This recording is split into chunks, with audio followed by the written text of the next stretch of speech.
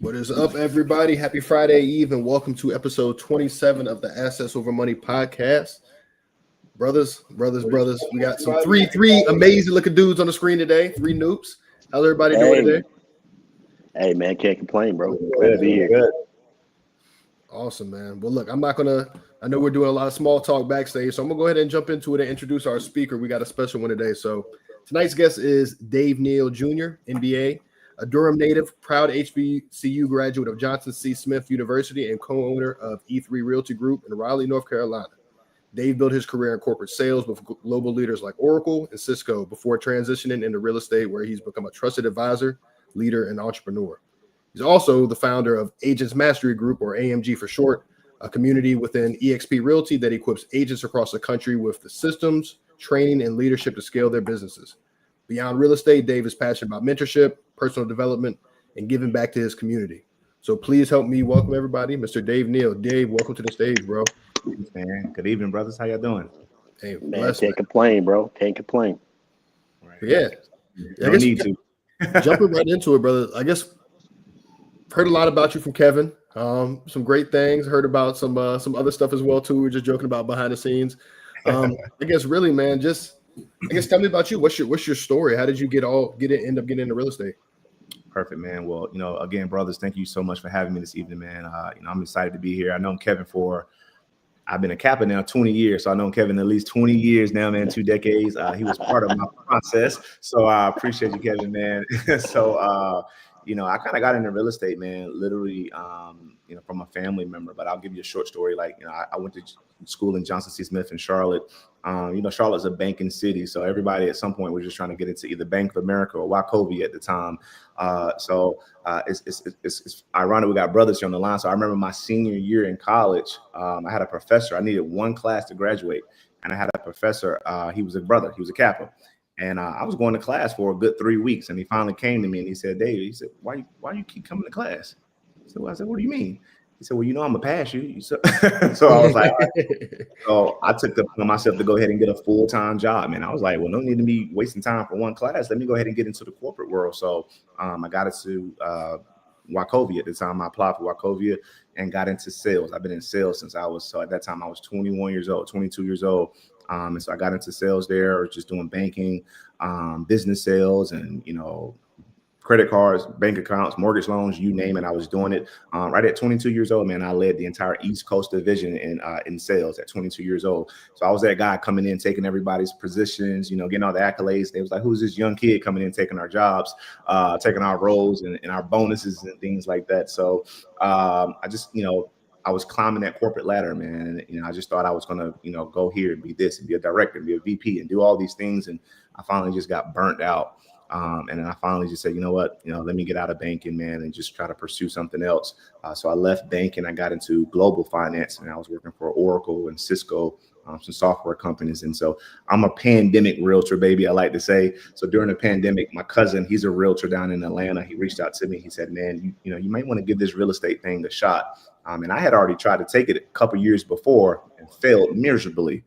And I was like, I'm good. And so he called me during the pandemic and said, you may want to pick this real estate thing back up, man. It's you can take the class online. You can kind of do this. And I said to him, Rich, I said, man, what if I fail again? And he said, so what? Take it again. Right. Yeah. And I don't know what it was about that time he said it, but I was like, you know what? I can't just take it again. Just keep doing it. And if this is something that I want to do, just keep doing it. For those of you who don't know, man, North Carolina's, if not, it's probably the hardest state to get your real estate license. We become a full broker here.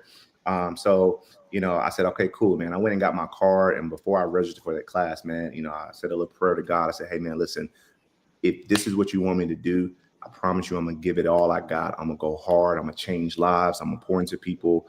Man, I said that prayer, put my card in, took the class, passed it the first time. Here I am. So it's been quite a journey, man. But I kind of got into real estate from my cousin really just motivating me. Man, that's awesome, man. Shout out to all the motivators out there, man. It's crazy. I heard something a long time ago. Everything always goes back for a lot of times for me for either my grandma or my high school coach. My high school football coach told me, he says, everybody is we're all on a thin line.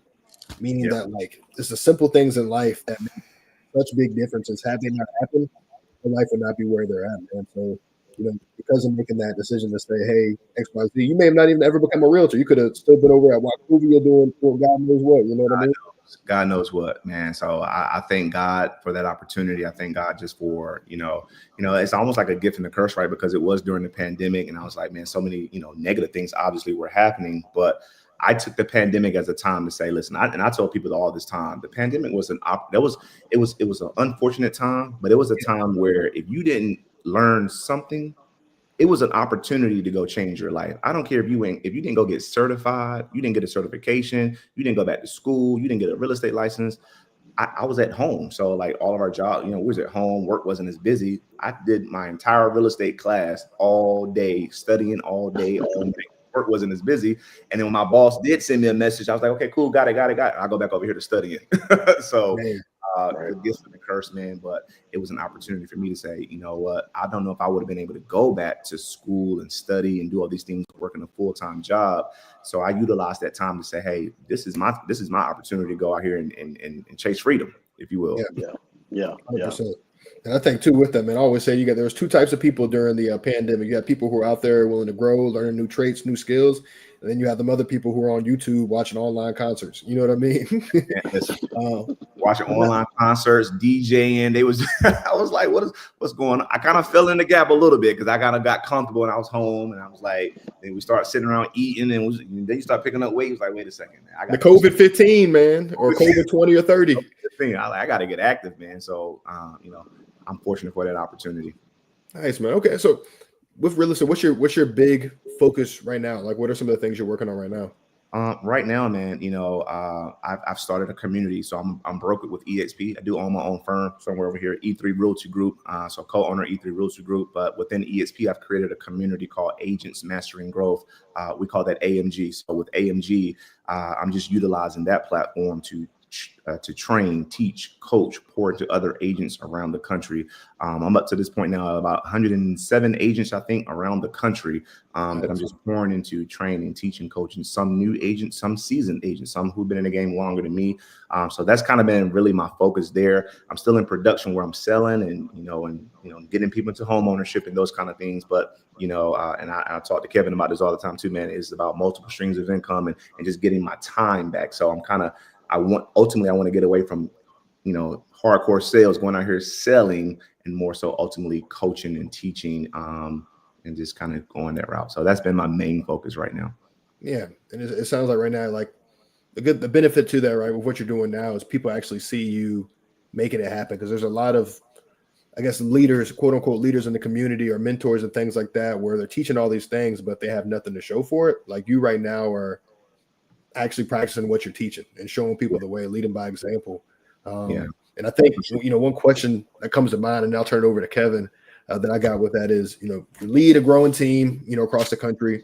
What is one leadership lesson that cost you something to learn, but you wouldn't trade, you wouldn't trade for anything? Something I wouldn't trade for anything. So, I mean, leadership it's hard, man. I tell people all the time, like being a leader is not easy. It's gonna come with some sacrifice. You have to give up some things. I give up my time sometimes, and so just being able to just pour into other people, man, and change lives. I made a commitment that's what I want to pour into agents doing. So I wouldn't give up, going back to work or anything like that for this, man. Like I made a commitment to really pouring into people, and I'm on a mission to change lives. Awesome. I appreciate that. Yeah. Kev. Yeah, man. Hey, bro. I mean, Dave, I got mad love for you, bro. And, coming in on COVID, it was tough during COVID. Everybody was at home. But, 10 years from now, where do you see your business going? Like, what's the ultimate goal for you? I know you said, you talked about freedom, but like, where do you see yourself in the next 5 to 10 years? Man, completely free, financially free, spiritually free, mentally, all that stuff, man. But more importantly, with my business, just I want to become a global brand and global business. And so, within the company that I'm brokered with, it has given us the opportunities to reach other agents in other countries and others, platforms in different cities and states. So, man, I want to reach as many agents as I possibly can and just kind of show them the roadmans on how to just really change their lives. And so I see a big business. I see a big brand. I tell my leadership team all the time, and I want our organization to literally be run like a corporation. And that's what separates me from other agents and separate me from other people who are doing this, is that I want us to look like a Fortune 500 company. I got all the corporate background, I got the skills, I got the leadership stuff. Cool, let's apply it here. And when someone joins my organization, man, I want you to get, boom, boom, boom, boom, boom. Here's the systems, here's the tools. So I see a big business. I see, just completely changing and shifting as many lives as we possibly can in the next 5 to 10 years. And so as many people as I can help get free, so it's like, I'm like Moses, man. Like, that's what we always say. I'm going back to set my people free, bro. So I'm on a mission to go save and help as many lives as possible. So to me, it's big in real estate. And I know a lot of times this is not really traditional when I talk to people about this, because they have no clue. Like, I thought you guys just sell houses and just put signs in the yard. So, this is, and I know, Kevin, you're in real estate and you understand what I'm saying. So this is kind of bigger than transactions, and it's bigger than me. And so this arena, most people don't really understand unless you are in real estate.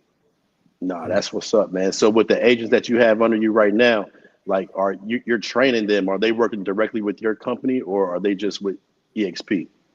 Yeah. So in order to, to kind of get my time, to get access to me, you got to come be brokered with my company. So they're brokered with EXP.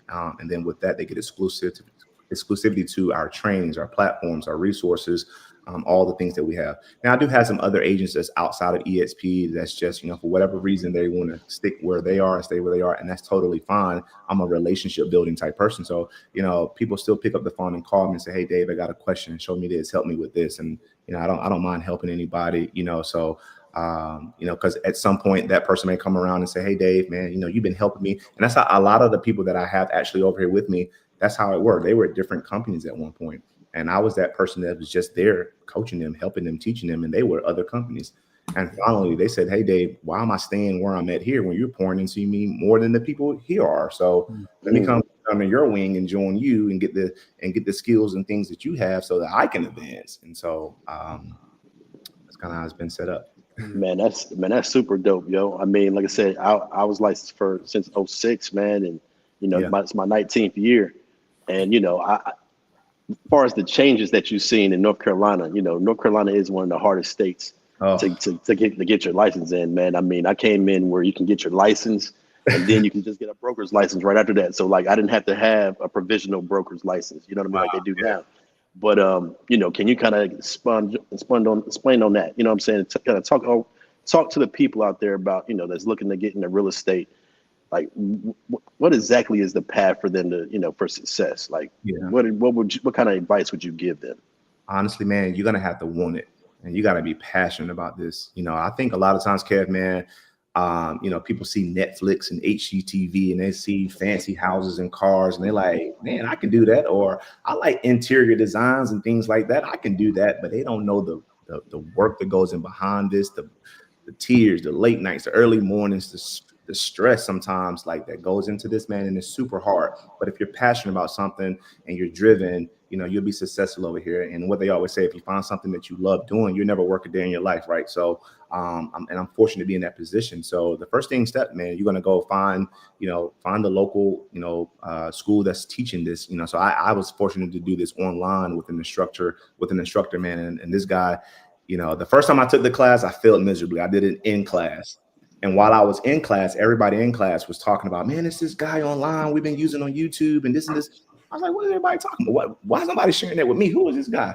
And so when I failed the first time, I came back the second time and I was like, I'm gonna go find this guy everybody's talking about. His name is Travis Everett. I'll give him a little quick plug here. And he's all over YouTube. And so he dumbs the real estate process down so easy, bro, that a fifth grader can really pass it. And so that was the first thing. So once I passed the class, I just gave it all I had, man. And so when I got out of real estate school, I would literally be studying during the day. And so all of his classes are recorded online. So I will be studying during the day. So at nighttime, he would be teaching. I would be over here writing down my plans on what I'm going to do once I get out of real estate school. I'm going to do this. I want my hashtag to look like this. I want my name to be branded like this. I had t-shirts that I was getting branded and sending out to clients. I was mapping out my business before I step foot inside that business, in that building. And so you're going to have that heart. You're going to have that drive. And if you don't have that, man, it's going to be tough. Real estate is tough, man. It's beating a lot of Asians up. I see Asians. Remember when you first started in school, they said, man, look to the left, look to the right. Sometimes I don't see the person on the left or the right here anymore. You know what I'm saying? So it's tough, man. So, but if you got the drive and you hungry and you got a passion for it, and it's something that you truly want to work for, to, you know, it's very rewarding. You know, real estate has completely changed my life. So if you work towards it, man, you'll come out blazing and be super successful. Yeah, man. Hey, bro, I commend you, bro. Cause like I said, I remember when you first got in, and I was like, what you mean you got your license? You know what I'm saying? I remember. But nah, man. So I mean, so like with all the changes that's going on in real estate and the economy and the market, what are you seeing as the trends right now? Like, what are you seeing? I mean, because like we know we were in a seller's market for so long, right? And, you know, sellers was beating us down because they had the highest prices. And, you know, in North Carolina, you got to pay due diligence.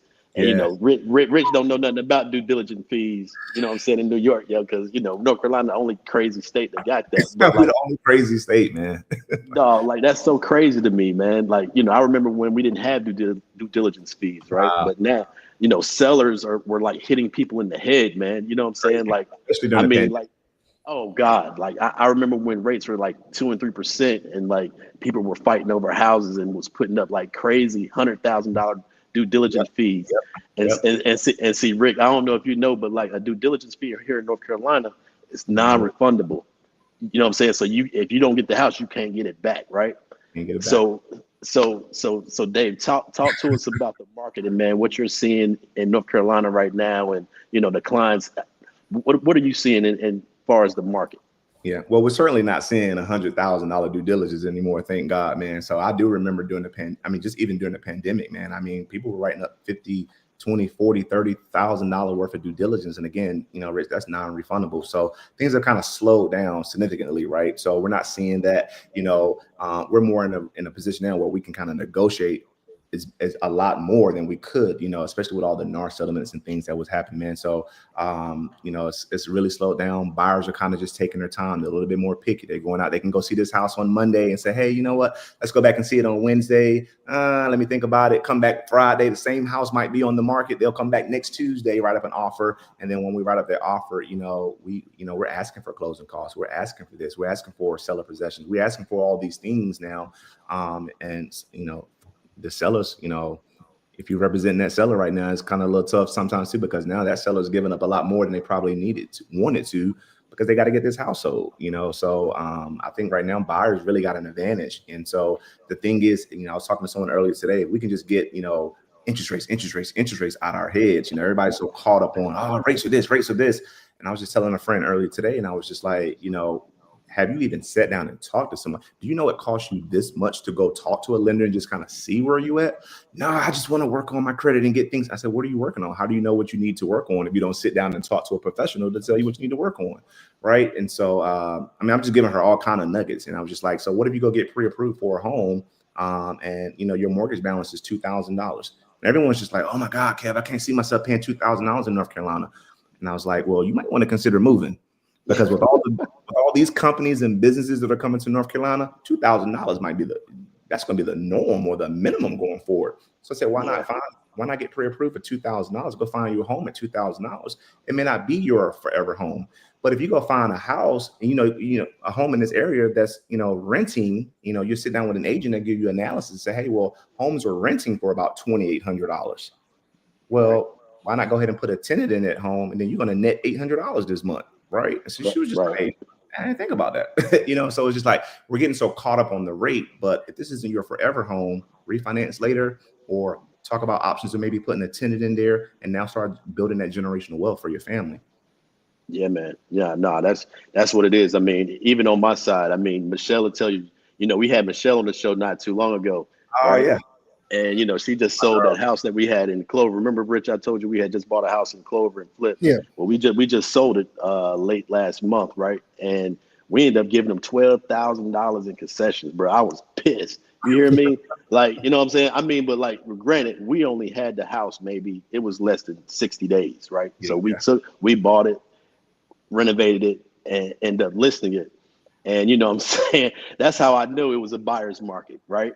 Yeah, Because for them, and the thing about it was they had a VA loan. You hear me? So they got 100% financing. Yep. And we paid. They didn't bring nothing to close it. Closing.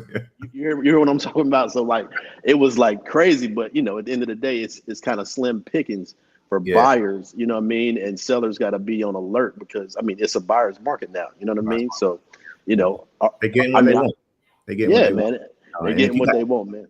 You got to have a strong realtor who knows how to negotiate, who's going to have your back, who's going to fight for you, skin and toe. Like, going in there, scratching everything, whatever to fight for you to get it. And if you got somebody who can negotiate and represent you well, man, I'm gonna get my buyer whatever they want, whatever they need, and so that's important.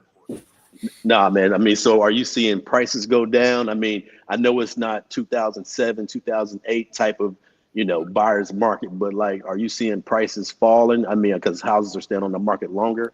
What are you seeing in that arena? Prices of the homes are falling. They're sitting for sure. And so once they sit, man, you got to start having those hard conversations. Like, hey, man, I just told a seller today, we got to do a price reduction.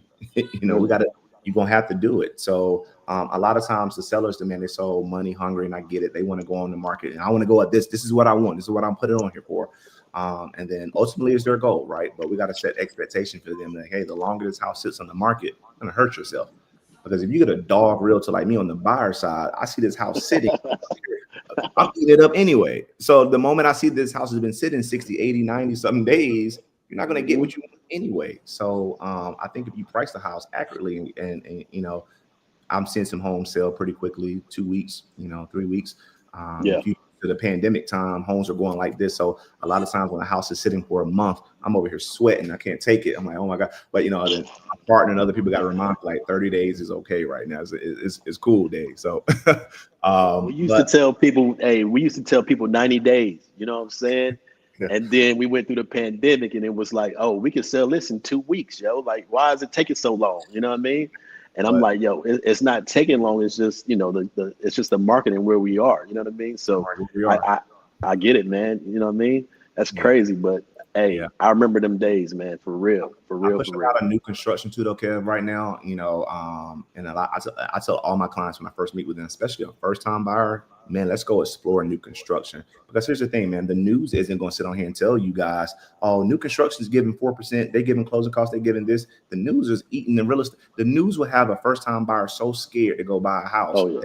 That they'll rather rent for 5-15 years. And so sit down with your realtor, man, and talk. And so every first time, I love first time buyers. I work with everybody, So when I work with a first time buyer, I say, hey, let's go explore some new construction. Because right now, new construction, man, they're buying down interest rates. I had a client close at 3% a couple months ago, 3% interest rate. But the news is telling us it's only 7%. Right. And then they give you closing costs, and then we're going to negotiate blinds and refrigerators and washing dryers and all those kind of things. And so new construction is winning right now. So I won't talk too much on the bonus side with realtors, but I don't want to get in trouble. But hey, it's out there, though, right? That's what new construction is doing. Builders are smart. Because builders haven't stopped. And see, that's what I always tell folks, like, no matter what the market is going through, there's always going to be sellers and there's always going to be buyers, right? You just got to find that niche and whatever that corner is that you want to get in and just, find your way. But I'm telling you, like, even from 2006 and 2007, when we went through the recession, man, there were brand new houses selling, you know what I'm saying? And, they were dropping when the recession hit. But at the end of the day, it was always people buying and then there's always people selling. Always. So like, man, new construction is definitely winning right now.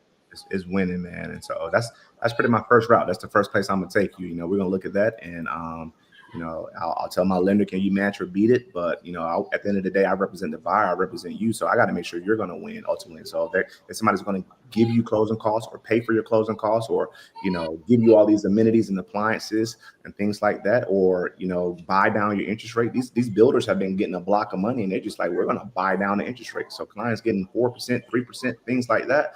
where, you know, you might be stuck over here at 7% if you went directly with the seller, you know. Right. So man, it's just really educating them on the steps and process and what's out there for them. Yeah, man. Rick, what you got, bro? No, not.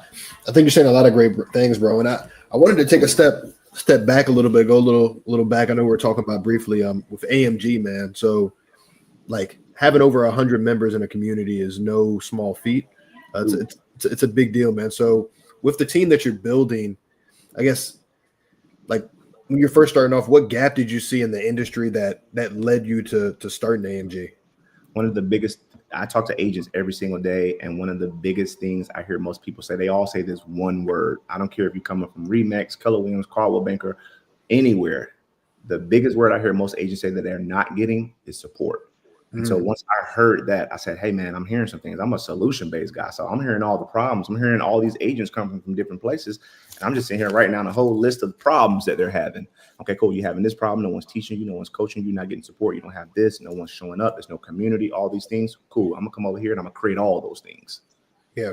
And so that's the big gap. The biggest gap is making sure that I'm giving them something now that they didn't have. Yeah. So they see the value in that. And I teach my agents all the time, man, like immediately show them the value. And as soon as they walk through the door, boom, here's the value. And here's how I can help you scale your business.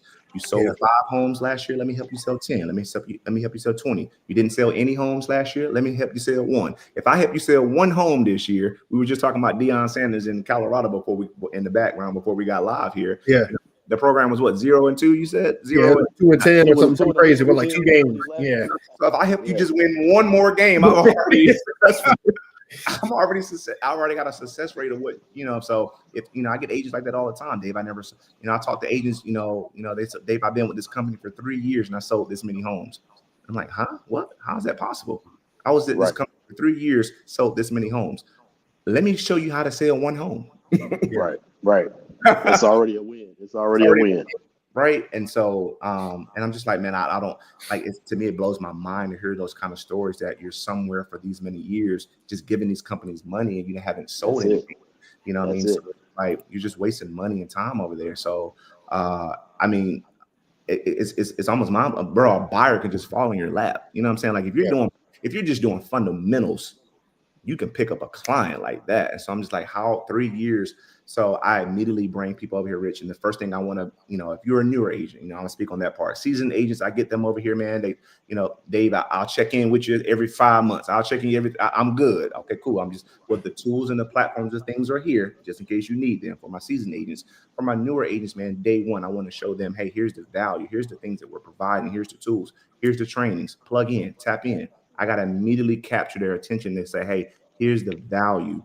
And so a lot of them are dual career too. So it's hard, man. So thankfully I got a strong leadership team, man. We're just putting together systems and tools to make sure that they got the resources set up for success for them. Nice, man. I love that. And I think a follow-on question with that is the cool thing to know here for the folks out there listening, this is all online. This is what he's doing all online. So I guess question that I have with that, right? Because you see a lot of online courses to where, you know, I mean, we've all seen it where it's like a webinar based or recorded videos. It's hard to really get in contact with the person, you know, leading it, right? It's more like almost like a lot of communities are more so like clickbait. Like you got into it because it seemed really good, but then it's not, right? So with what you have over 100 members. What are some things that you do to keep the culture strong in a growing virtual environment? Great question. So as we're growing, man, you know, I'm just putting things in place to where, you know, we have trainings, systems, tools, man, we have events that we're throwing together. We have happy hours, all kind of stuff. You know, back last month, we just had a family and friends movie day where we got all of our family and friends together to just go to the movies. So I like to let them know that it's bigger than transaction, it's bigger than real estate. You know, so once you get the culture right, that's in anything. That's any business, podcast, football, you name it. Once you get the culture right, everything else will fall in place. So my goal is to make sure I get the culture right. I want people to make sure they feel like they come into a family, there's support here, people helping them here. And then on top of that, we're going to have some fun. We're going to work hard. We're going to play hard too, you know, because it can't just be all work.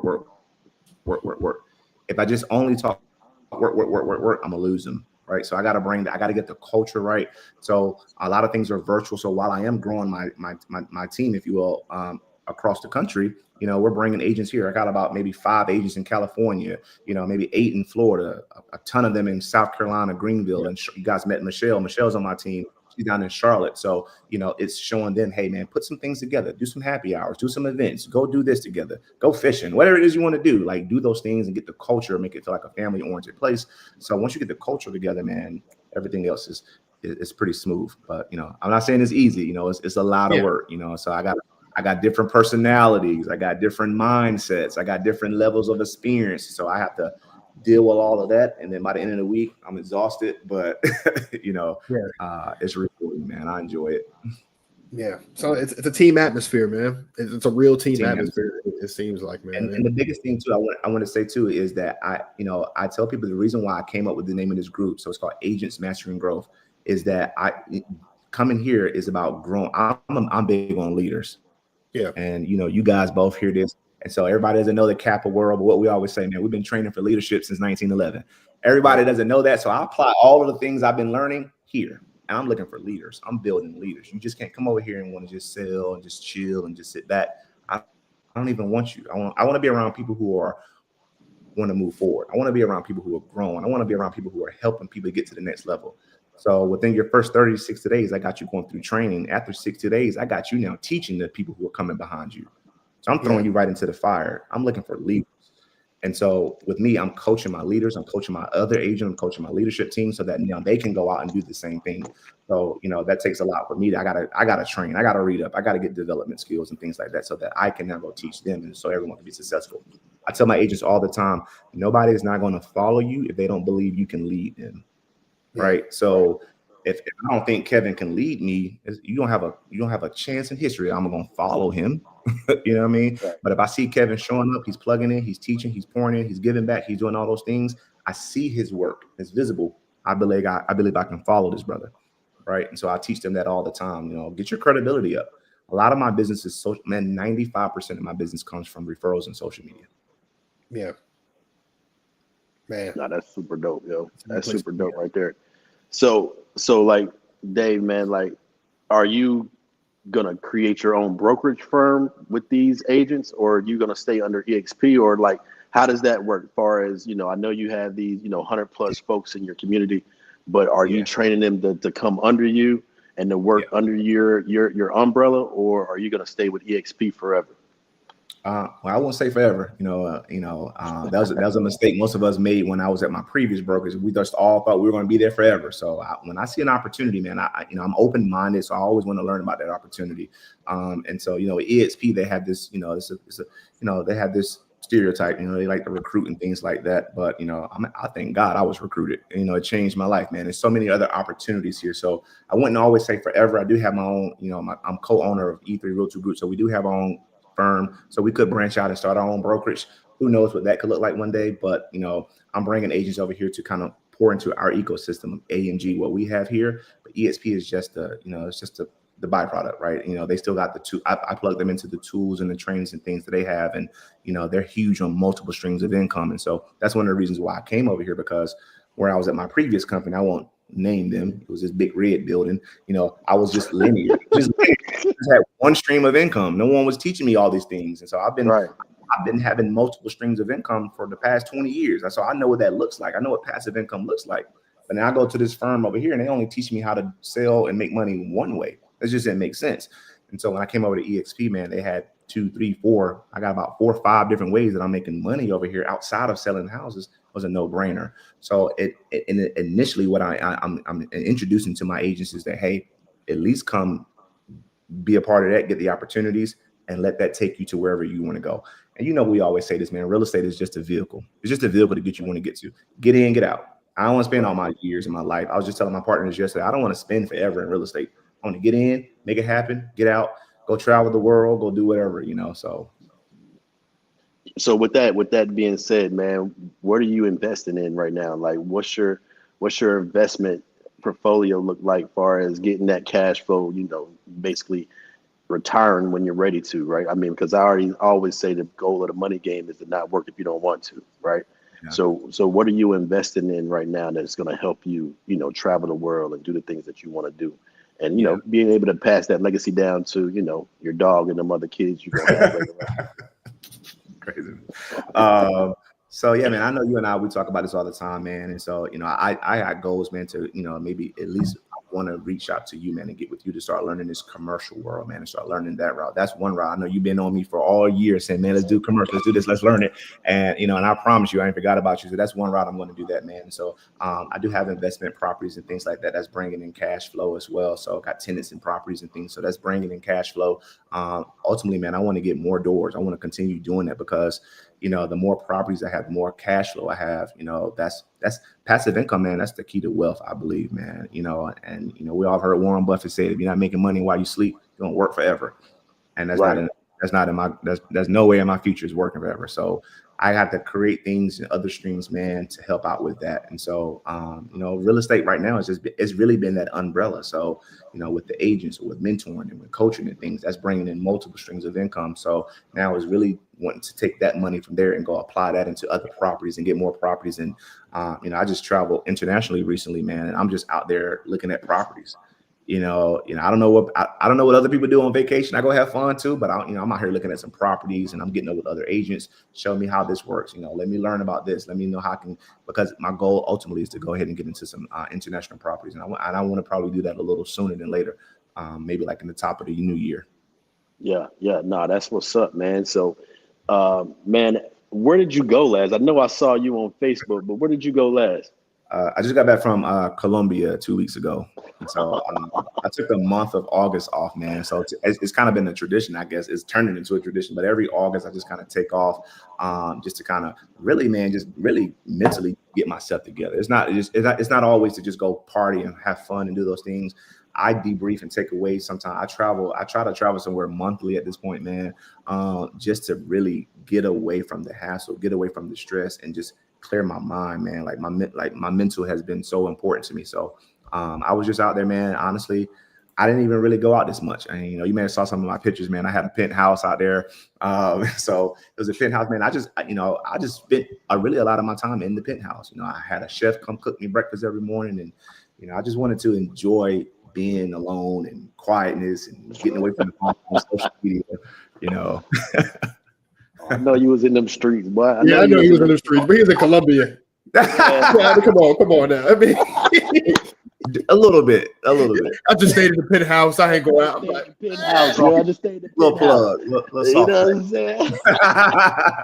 I was out there, man. I got out. You know, that was my. You know, I think that was my second time going there, so I kind of knew where to go and how to get around and navigate. So, cool place to go. Cool place to go.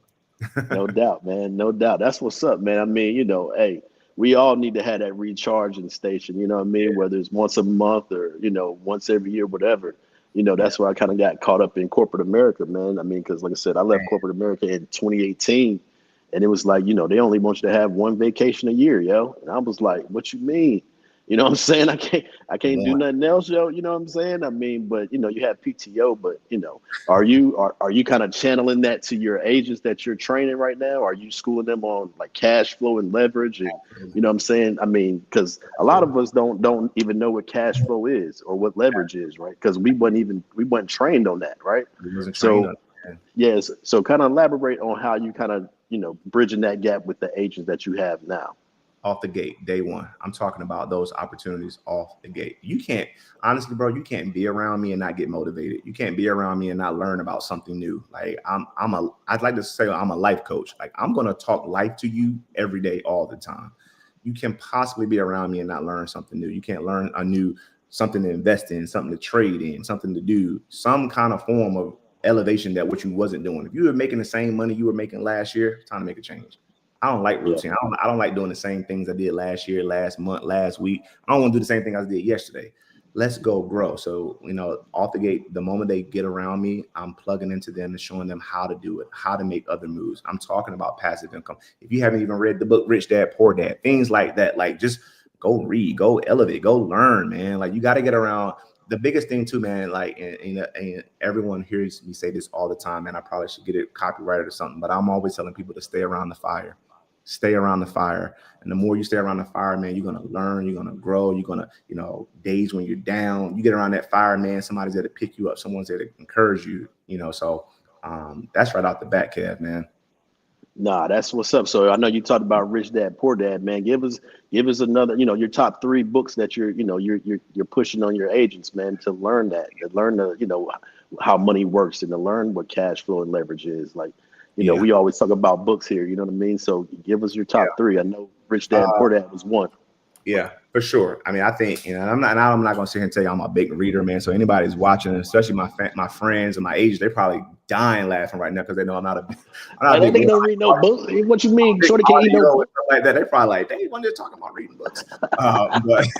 But Rich Dad Poor Dad, I did read it, and I'm gonna be honest with you, man. I got the PDF broke down from the Rich Dad Poor Dad, so I kind of went and studied that. But that's one of the first books. If you're getting into entrepreneurship, or you just want to learn business, man, that's probably the first book I would highly recommend. And then secondly, man, it's funny that you mentioned it. So within my organization with AMG, we've actually created a book club. And so we call it AMG Real Pages Book Club. And so every other Tuesday we get together, we read a new book every quarter. Right now the book we're reading is the 5 a.m. Club. So that's the book we're reading right now. Forgot the author's name, Robert something, but it's the 5 a.m. Club right now. And it's a great book to just kind of learn about developing skills. It's not just about waking up at 5 in the morning, but it's getting systems in place, getting your routine together. It's a lifestyle change. And then the third book I'm reading, man, it's called Increase, and it's actually a book by my pastor, Dr. Jeffrey Chapman, with Raleigh Christian Center here in Raleigh. So he has a book. It's a great church I go to.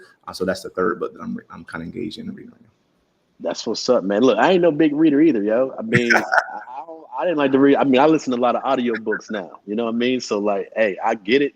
Yeah. And I was never a big reader. I was more athlete on the court type of deal. Yep. And I was not thinking about reading no books. But man, Rich Dad Poor Dad was like my first book I ever read from cover to cover, though. You know what I'm saying? And I think I read that joint in like 2001, like right after I crossed. It was like mind blowing. And I actually read it again. I listened to it again maybe like a year ago. Mm-hmm. And man, it still hit just as good as it did in 2001, knowing what I know now.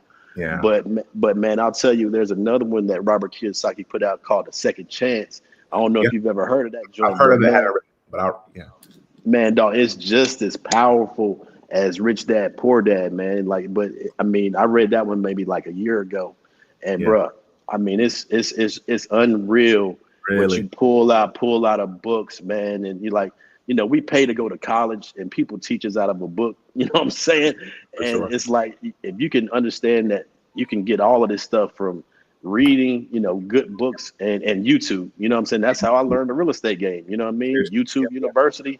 And you know what I'm saying, following up on the books, even the audio books. Like, I got everything from YouTube. You know what I mean? So, hey, granted, like, we in the same boat, bro, because I ain't no big reader.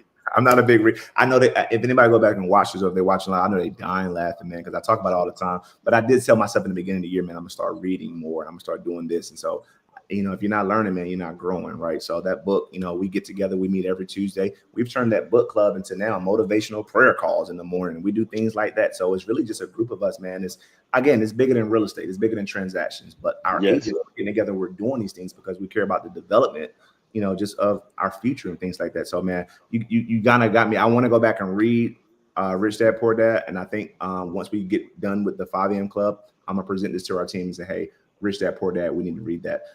If that's a book right now, man, again, I repeat that. If you have a desire to get into entrepreneurship, you want to learn more about business, that's a book that you should pick up. That's a book that right now, if anybody's watching, if you own that book and you've read it multiple times like yourself, man, go gift that book to somebody. Yeah, man. Yeah. Don't just let it sit in your house and collect dust.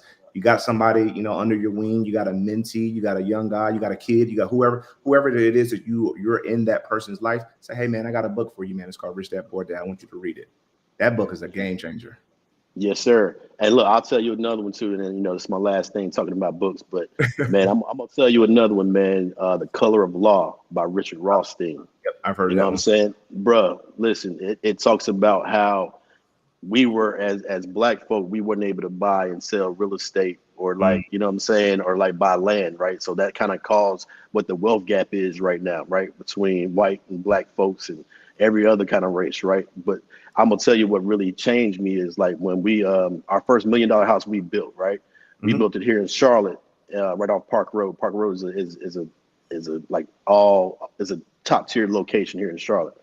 Dog, when I pulled the deed restriction, it said no one out the white race can own or occupy the property until 1968, right? Wow. And so you know what happened in 1968? We had the Fair Housing Act, right? Yep. So like at the end of the day, that was going on across the country. I mean, so the government was basically making these laws so, we couldn't buy property. And so like at the end of the day, that's the reason why the wealth gap is the way it is, man. So I would definitely push that on your folks, man, because, you can't know where you're going until you know where you've been. You know what I mean? Absolutely. As I was down in Atlanta this past June for Juneteenth, man. I got invited to come down there and be a guest speaker on stage, and we were talking about the closing the wealth gap, for what, and it was more so, it was a stage with just a few guys, and one of the guys, he's frat too, so we was on the stage, man, and it was just a gentleman's discussion on real estate or closing the wealth gap. And we're just talking about those things, man. So I think that's important. We need to do more of that. We need to have more conversations about closing the wealth gap. We need to have more conversations about wealth, about equity, about real estate, things like that, man. And so I wrote those 2 books down, and I'm gonna get it back to my team. And man, I'm gonna force myself to read, and we're gonna get those books read. Hey, don't read them. Just listen. Get them on audio and just listen, yo. Just listen to them, yo. Yeah, man. Hey, I got one book too, man. Since we giving book, I got one, and that's almost it's my favorite book. It's my favorite book. It's called The Go-Giver by Bob Berg. I don't know if you've heard of that one. The Go-Getter? The Go-Giver. Go-Giver. It just talks about giving out of giving out of the kindness of your heart, giving expecting nothing in return, giving more than what people expect, and just giving, doing on to others, and watch the blessings overflow. And it has 5 different principles, and I won't go through all 5, or I'll just spoil the book for you. I'm gonna let you go, look at it and stuff like that. You got me excited, man. I like that. I love that. But it tells it via the story. There's a story of this. I want to say he's like either an investor or some type. He has a client, and he's trying to land this big client, and he goes to see this mentor. Somebody ends up becoming a mentor, and he learns how to just give out of the abundance of his heart, and you just start seeing all the blessings start to overflow. That's it. Book I read every year. It's a good reminder. Great book. Highly recommended. I read it maybe like 4 years ago, 3-4 years ago, and I've been reading it every year since. Man, it is an amazing book. Giving and not expecting anything in return, man. I think that really consumes everything we kind of been talking about from the beginning, man. Why I do what I do is I don't expect nothing in return, man. It's just out of the kindness of just like I believe in helping others, man. And I'm extremely blessed, bro. I thank God every day, man, because God has been blessing me so much because I give, man. If you give, man, you just be a servant to others, man. Be a servant to people, man. Like just watch how many blessings. I don't worry about nothing, man. I got my roads. I got my bumps in the roads and things like that. I was just at Bible study last night, and my pastor said, man, let the bumps in the road, don't let it bitter you, make it better you. And so, man, it's giving, man. So I'll just move that book to the top of the list. So I appreciate that. Yeah, man. But shoot, outside of that, I mean, I could go on and on with questions, but I know we got about 10 minutes left. So I'll stop, man. I guess, Kev, did you have any other questions? Because I was going to say one more. So we always ask folks when they come on, man. So, knowing what you know now, what would you tell your 18-year-old self? You know what I mean? How would you move knowing what you know now? What would you go back and tell your 18-year-old self? Get around the fire. Get around the fire, man. Get around the fire. Get around people who talking about, when I was 18, I'm from East Durham, bro. Like most people from where I'm from, aren't on podcasts talking like this, and and their specs and things like that. That's not normal where I'm from, right? So at 18 years old, man, you got your friends, that's cool, but go get around the fire. Go get around some people who are talking about moving forward. We're talking about building. We're talking about growing. We're talking about changing lives. I would say 18 years old, go get around those people. I had those people in my life, man, but it was kind of like, when you're younger, you know it all, man. Cool, I'm gonna figure this out. I went to college, I did this. I probably would have still went to college, man, because it really kind of, I learned a lot from it. No regrets. Had a great time at Smith. But you was up Golden Bulls. You was at Smith. I saw you up there at Smith with me a lot of times, man. So you best believe it, I was. That's another podcast. That's another podcast for another day. But yeah, man, just getting around the fire, man. That's what I would have did at 8. If I know what I know now at 18, bro, there's no telling what I'll be doing right now. Right. Nah, that's good stuff, man. Well, hey, dog, it's been a big blessing, bro. Yeah, I appreciate you, man. You know what I'm saying? Spread this word about, money, assets over money, man, because, we growing as we go, bro. So man, we appreciate you, bro. Man, this is great. Keep doing this, man. We need more of this. I'm happy to come back and do this, man. Like, let me support you. Let me support your business, you know. So whatever I need to do to share it, get it out there. Because I think we need more of this. And I think we need more brothers doing this, man, out here getting this, out here getting other brothers on here and building. Other younger brothers need to see us doing this, man. You know, we're all three of us in the same fraternity, man. This is what we're about. So the moment I found out Rich was a newt, man, I was just like, I'm super excited to be on here tonight, man, because this is what it's about. This is what we all dreamed about when we first crossed, man, doing stuff like this. So kudos to you guys, man. And yo, man, let's keep achieving. Yeah. You already know, bro.